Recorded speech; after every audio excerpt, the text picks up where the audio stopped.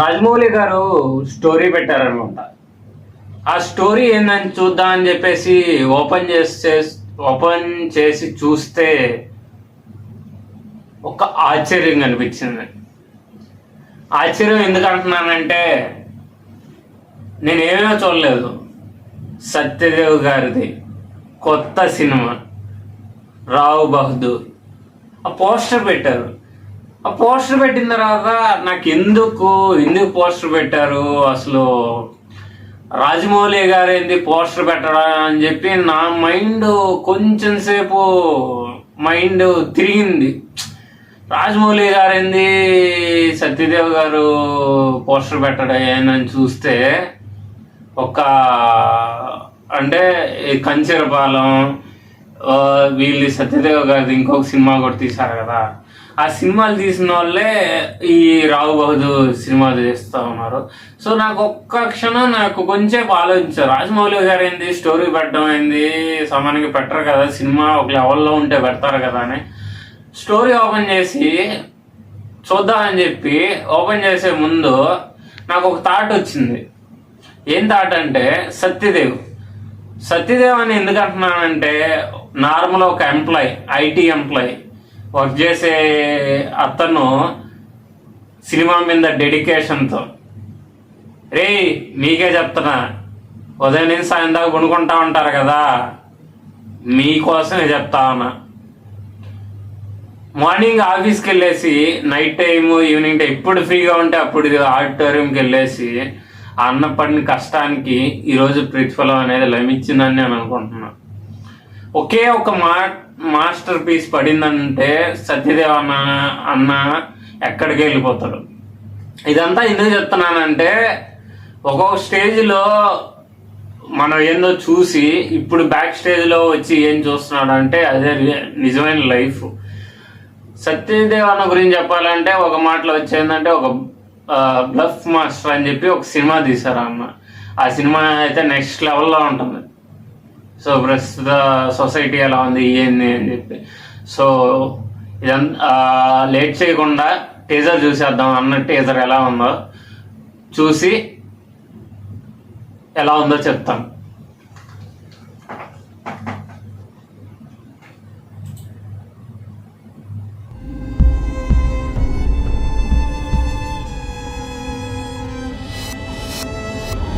Start చేస్తాను.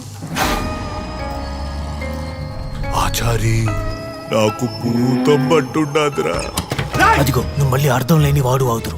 అర్థం ఉండాది అర్థం. నీకు అర్థం అయ్యేటట్టు చెప్తాను.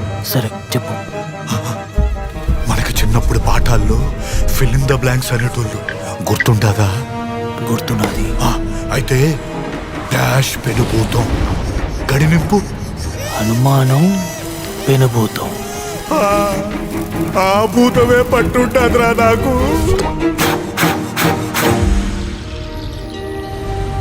జంగయ్య, ఎవరా అమ్మి?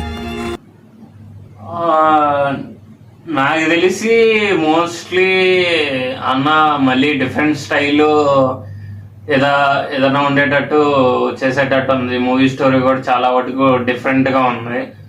సో ఒక కంజరపాలెం, ఒక ఉమా ఉగ్ర రూపేసే సినిమా తీశారు కదా, సో సేమ్ డైరెక్టర్ తీస్తున్నట్టున్నారు. చాలా వరకు నాకు స్టార్టింగ్లో వచ్చి హారర్ బ్యాక్గ్రౌండ్ సంథింగ్ ఏదో అన్నీ మిస్సింగ్ చేసినట్టు ఉంది. సో కంటిన్యూ చేద్దాం. నువ్వు పోయాక మరి మీ నాయనకి ఏమైనా అయితే ఎట్లా? పాపిచ్చిరా రామప్ప గారు కూడా చంపుతూ ఉంటారా? ఈ కథలు నువ్వు తెలుసుకొని చెప్తున్నావా, తెలుసు అనుకొని చెప్తున్నావా? కథలు కాదు బాబు, నిజం. నా కళ్ళతో చూసినట్టే చెప్తుండా. చాలా వింతగా ఉంది. నేనెప్పుడు ఇలాంటివి చూడలేదు. ఇదేముంది, ఇంటి లోపలికి వెళ్తే ఇంకా చాలా వింతలు ఉంటాయి. ఇది చిటికెట ఉప్పు మాత్రమే.